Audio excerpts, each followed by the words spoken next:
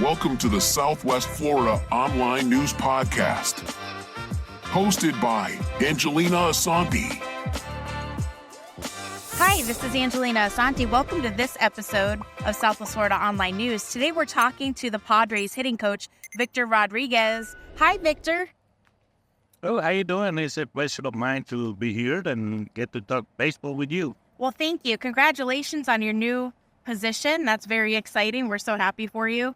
And you've had your own interesting baseball career. So now I want to know, what key fundamentals do you emphasize when you're coaching other people? Because you yourself were a good hitter.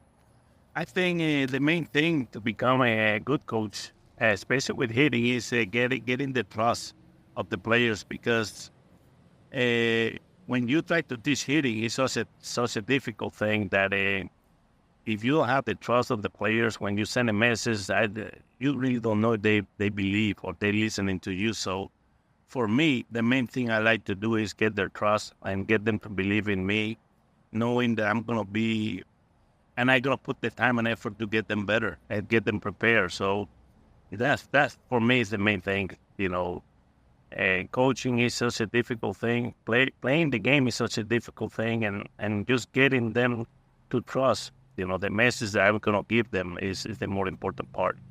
Well, now this is going to be a nice reunion for you and Xander Bogaerts. How are you thinking your approach to coaching is going to help that team? Because I know they probably are a little nervous having a new coach. They don't know you like he does. I think, like I said, hitting is hitting, and I think it's a lot of things have changed through the years, but it's a few things that hasn't changed, and it's getting to know them, helping them to prepare not only physically but mentally. And it helps when you got Bogart, a guy that you had in the past and believe and trust you. So I know a lot of professional athletes and Olympians use what the device is called is visualization. How much of that do you use when you're coaching? And do your guys are they familiar with that? And do they already use that before you've even gotten to them? Because that's something I actually, when I'm in obviously I'm just doing it for fantasy camp, but I visualize that I'm going to crush the ball, and it does seem to help. I think technology is a lot of things out there. Technology has been so big the last few years. I'm a hitting coach that believe in technology, believe in analytics, but I'm more a preparation kind of guy. I like to be the case. I like to work on routines. I like to work on mechanics. I like to work on who we facing that day and how we're gonna attack that person. I think nowadays the organization have all kinds of people, doing all those, technology thing, and they're available. They're available for them, and different players do different things, and they trust different things. So I think the organizations nowadays are they putting a lot of things out there to help players get better. Well, now I know that players have to make adjustments when they're facing different kinds of pitchers or situations. How do you prepare your guys for that? Well, it's information, it's data, and it's a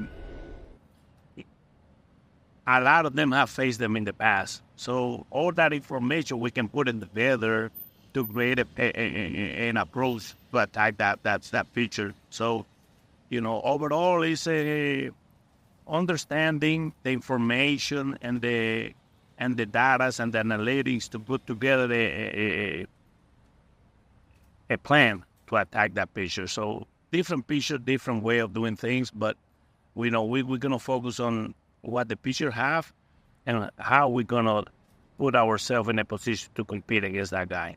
Now, I know your career has spanned through decades of the major leagues, but can you think of a specific situation when you had to make an adjustment with a player you've worked with? Of course. The biggest one was Xander Bogaerts. 2014, Bogaerts was struggling after his first year in the major league, and it came a time in September 1st, in 2014, that Bogaerts came to me and said that I was his guy. I was going to be the guy that's going to help him from now on. And I told him, I've been there for you. He said, no, but This time I'm going to listen to you. I'm going to trust you. Whatever you tell me to do, I'm going to do. So we decided to do a couple drills just to get him in a good position to hit, mostly because he needed to stay back. And he was a drifter. He's a guy that want to go get the ball. So we start doing a drill, a step back drill that allowed him to stay back and use the backside to drive the ball. And we start doing it, and right away he felt pretty good about it.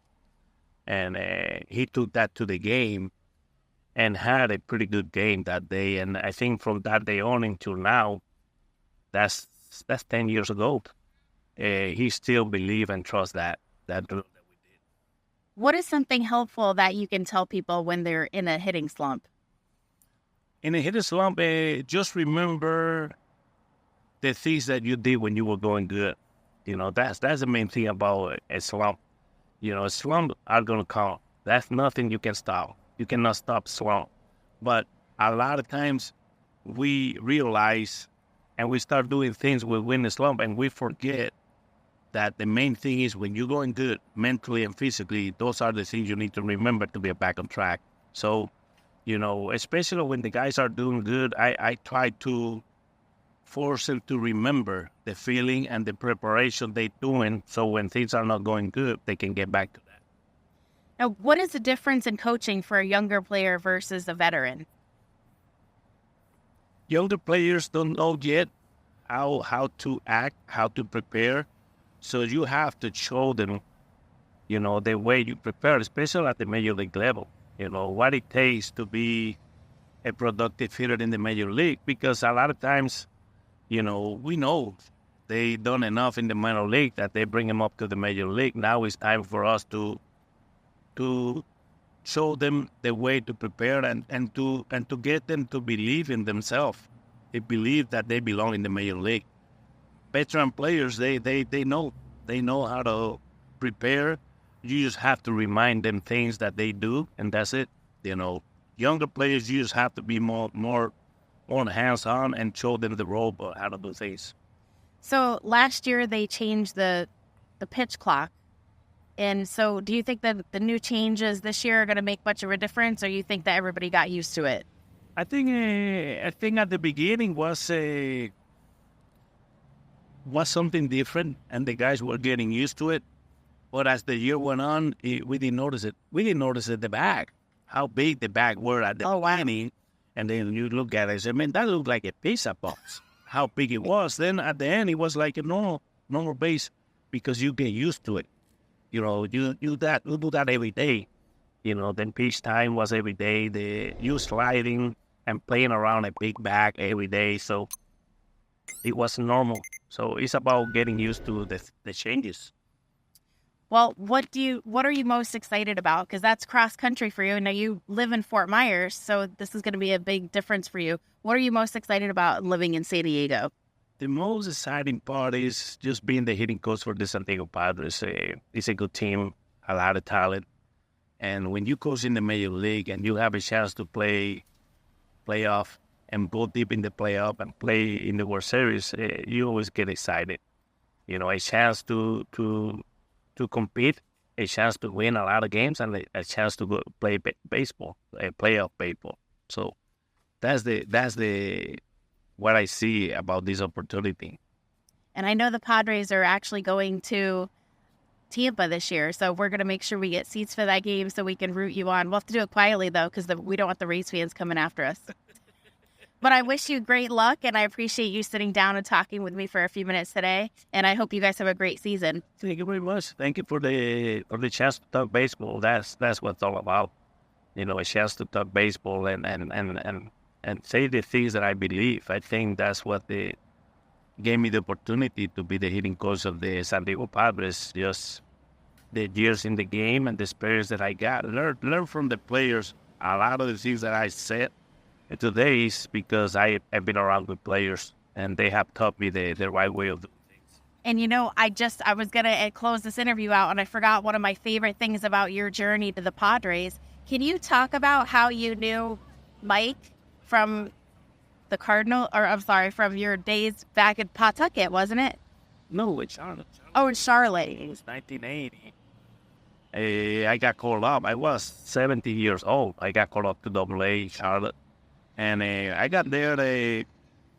Usually when you get there, you don't have a place to live. And Mike Shields was a young kid, probably 12, 13. His mother was the team secretary. And this lady took care of all the Latin players that came up. Doesn't matter, Latin America or whatever. She always took care of them and made sure they were in a good place. And I remember, going to her house, spending the night until I find a place to live. And Mike Shield was there. Mike Shield, at that moment, we became, he was a kid. He was the bad boy, but then we became friends. And that was in 1980. Now it's 2023, and we're still friends. And I'm part of his coaching staff. That's what baseball is all about. You get to know people. You don't know who you're really gonna meet. If you treat them good things will happen. And Baseball's a very small world. very small world. And I've been in the game 48, 49 years. It's been a long time, and I'm going to San Diego and looking around the organization. It's a lot of people that I know. They know me. I have worked with them. So I'm going to a new place, but a lot of familiar faces that I know I'm going to be comfortable. Well, thank you again, Victor, for sitting down, and I wish you guys great luck next year. Thank you. We're looking forward for a great year. It's a good team, good talented team. You just hope you prepare them the best we can to compete every day in and day out. So that's what I'm looking for that. This is Angelina Asante with this episode of Southwest Florida Online News.